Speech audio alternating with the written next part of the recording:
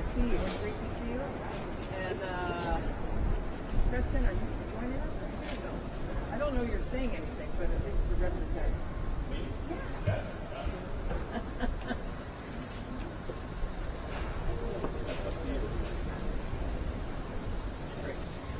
Yeah. All right. You ready, everybody?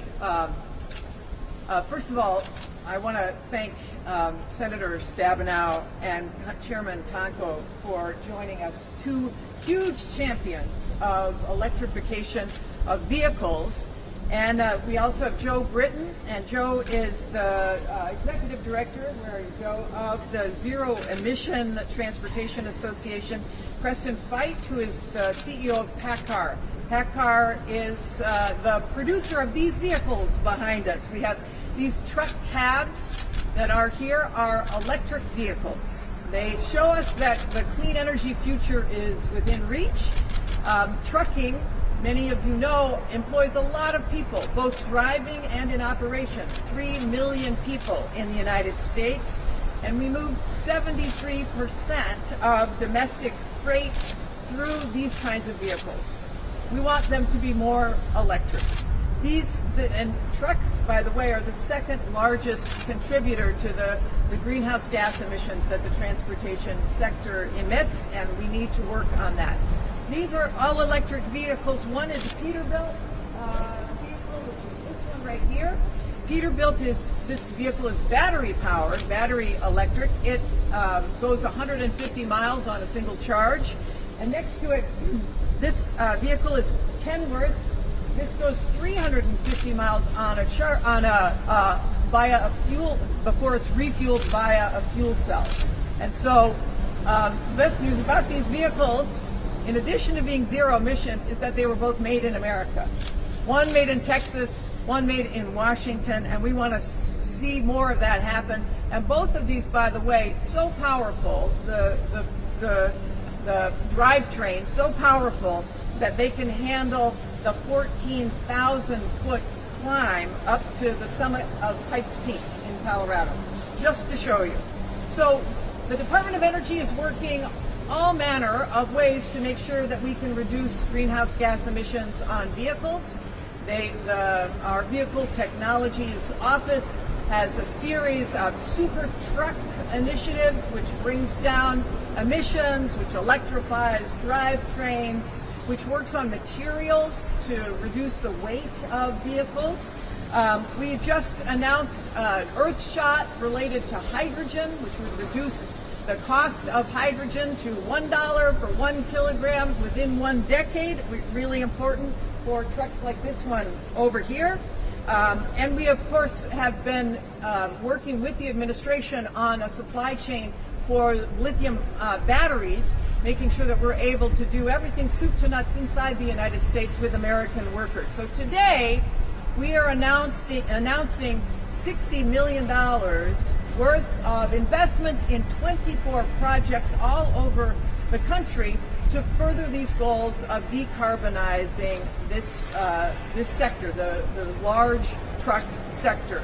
And that includes technologies for example, improving batteries and electrification, making sure that these very heavy vehicles can be powered by dense batteries, reducing engine emissions, obviously, and advancing vehicle connectivity and automation, including potentially to be able to charge wirelessly a battery from a vehicle like this.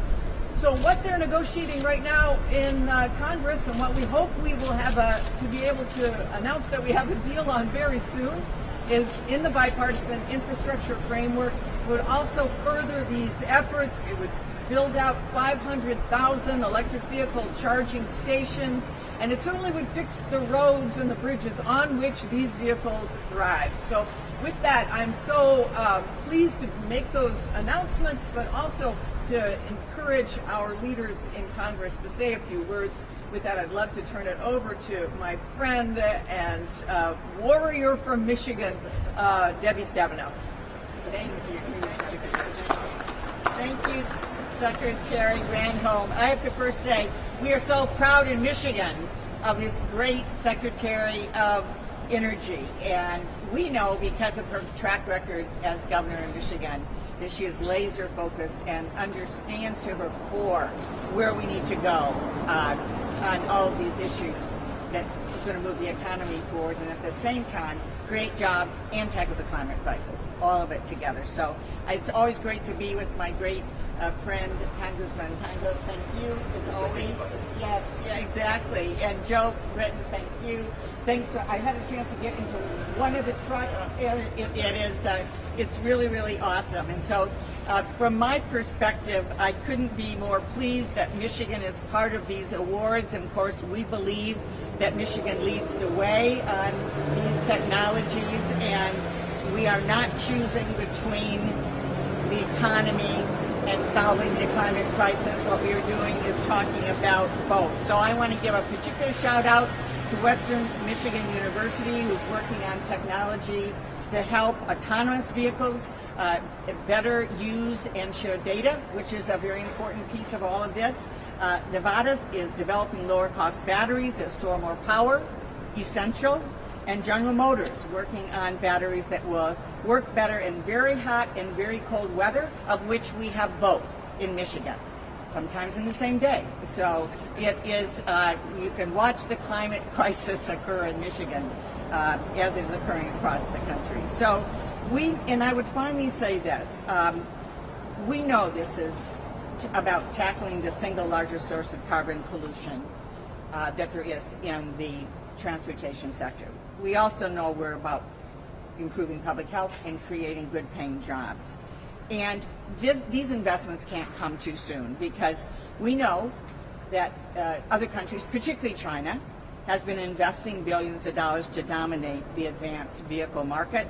In 2019, their R&D grew by 13%, ours grew by 8%. They plan to boost their R&D spending by 7% every year through 2025. Well, guess what?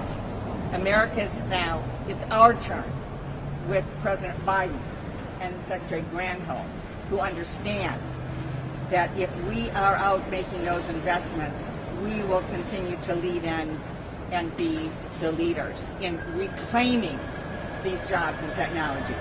Let me close with something Henry Ford said, which is one of my favorite things.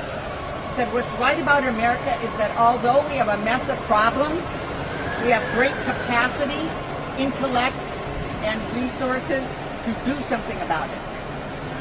And so that's what this is about, and I'm excited that the Biden administration and Secretary Granholm are joining us in Congress to do something about it. Yes. Thank you so much. And Congressman Tonko, who is on the Energy and Commerce Committee, actually is the chair of the subcommittee on the environment and climate change. So glad to be able to have another warrior from New York here. Thank you, Madam Secretary. Certainly a couple of observations before I offer comments. I believe President Biden has chosen so well and wisely in naming Secretary Granholm to this leadership position at this great agency. So we're very, very encouraged by this Secretary's appointment and confirmation.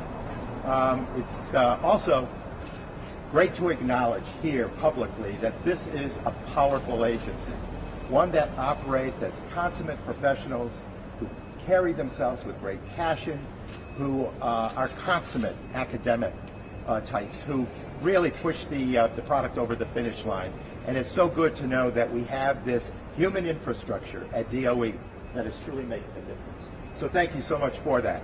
So to the matter of the day, it is important for us to understand that transportation as a sector is the greatest contributor to carbon pollution in our atmosphere, into our universe. And so it's important to focus across the board at all sectors of the economy, but understanding that this is the one that contributes the most. And so the advancements made in transportation via energy and environment policy are indeed very critical. And as we do this, we also understand that traditionally this high pollutant sector is oftentimes disproportionately impacting neighborhoods of low income, neighborhoods of people of color, and neighborhoods of environmental injustice. And so we can score a lot of progress here as we invest and invest wisely in very targeted ways that will enable us to reduce carbon pollution, clean the atmosphere and the environment, and make certain that there's public health improvements that are made, and certainly economic improvements and sounder stewardship of the environment. I believe it's important for us to continue to move forward with policy and resource advocacy. Now, it's pretty intimidating to stand here and speak about cars and improvements and innovation with all these Michiganders standing behind me. And they do car talk all the time. But, you know, what they do in their state, the advancements that are made from this agency by federal government will affect all regions, all communities across this great country. And so it's an opportunity for great progress. I believe that, you know, the goal here is a very prominent one and a very, very satisfying one. One that makes vehicles, electric vehicles, more affordable, charging stations more accessible, and reducing the cost of batteries and enhancing their effectiveness. These are all stellar goals that will be achieved if we invest and invest wisely. I'm impressed by this president, by President Biden, focusing laser sharp on the efforts to, through an American Rescue Plan, invest in an innovation economy. We cannot compete in a global marketplace if we do not have 21st century technology and innovation and infrastructure. That's what this is all about. And just yesterday, I visited with the people from Ford, and they showed me their powerful trucks, that they can keep a home operating for 3 days with their battery in that truck. So I look at the trucks behind us, and thank you for bringing the display today. We're making great progress with hydrogen, green hydrogen, with fuel cells, with all kinds of opportunities of alternative energy, innovation, efficiency. This is the lineup that will get us not only to a cleaner environment, meeting the challenges of climate change, but growing jobs, significant jobs, labor jobs, union labor jobs that will get us to the finish line and will enable us to be a kingpin in the international economy because we showed that we cared about infrastructure, invested wisely. So I am anxious to hear who wins these EERE awards, anxious to hear about the improvements that they are going to inspire as we produce better, more effective, more efficient systems that will put people to work and make this whole process more doable for working families across this country. Thank you, Secretary Granholm. Thank you, DOE employees. You are powerful and you are so appreciated by many of us in the House and in Congress. Thank you, thank you, thank you. Wow, on fire, on fire. Oh my God, I love it.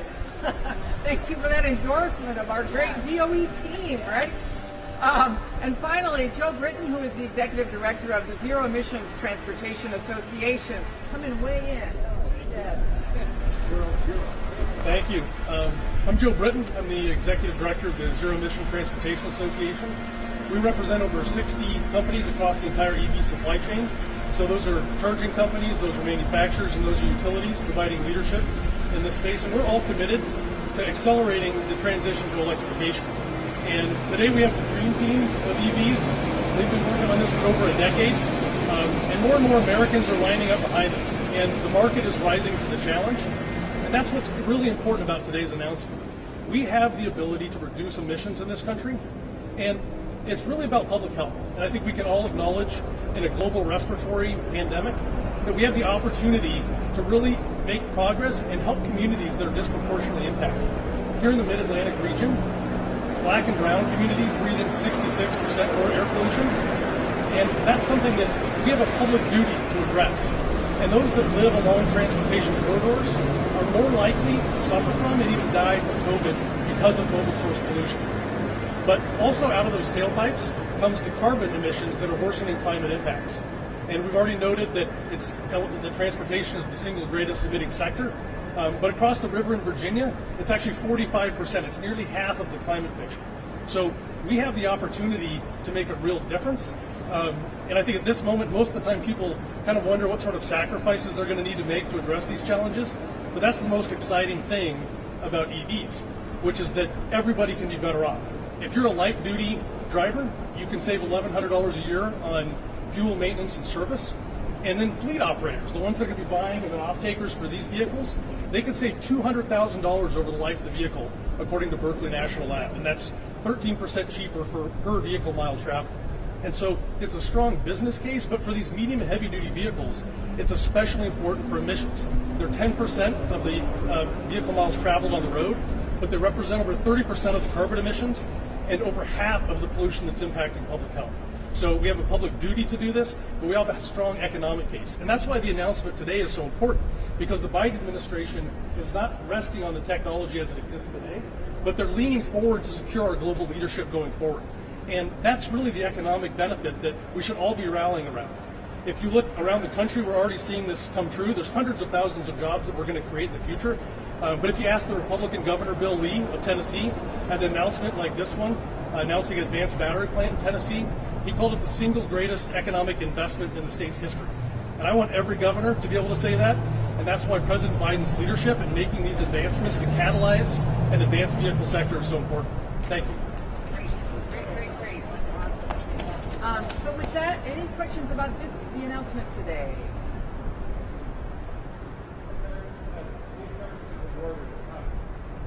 One of the things that should be used to expand this type of projects is the ATVM program. There has been a new ATM loan made in Senator Stabenow for 10 years. Where is the department actually unlocking uses? Yeah, great question. And of course, part of what's being negotiated is refilling the bucket of the ATVM loan program, which was used to solve some issues last year.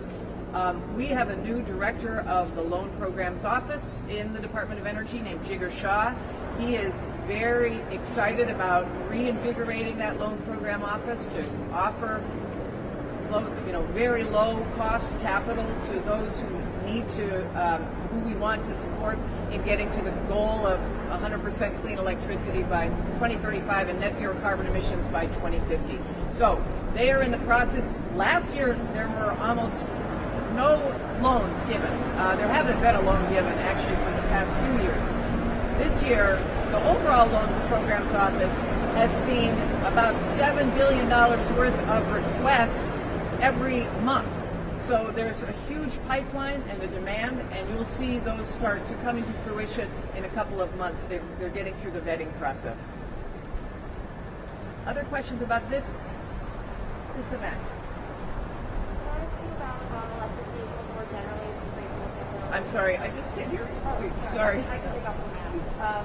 So I was wondering about electric vehicles more generally. I know President Biden wanted up to $70 billion. I know that bipartisan, a much more scaled down number. Can you guys do everything you want to do on electric vehicles with that smaller number in the bipartisan framework? How will that money be used? Well, the bipartisan framework, from what we know, of course, we'll see the details today, but one of the pieces that has been shared publicly is a $15 billion commitment to do charging stations, half of that in loans, half of that in grants. That would support the 500,000 charging stations that was put in the president's plan initially.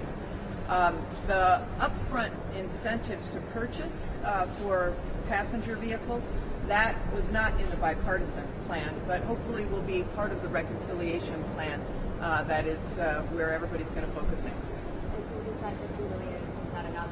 Yeah, the $15 billion was commensurate with what the president had announced in the American Jobs Plan initially. Okay.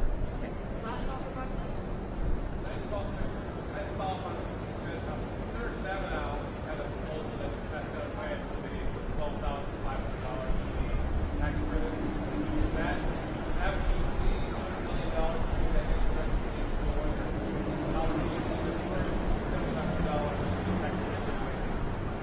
You know, I would say, Dave, that is all part of the negotiations for the reconciliation piece of things. Senator Stabenow has had such great leadership on incentivizing at the point of purchase, which is exactly what needs to happen. The amount of that incentive, that's going to be what's part of what's being negotiated for the reconciliation. All right, great.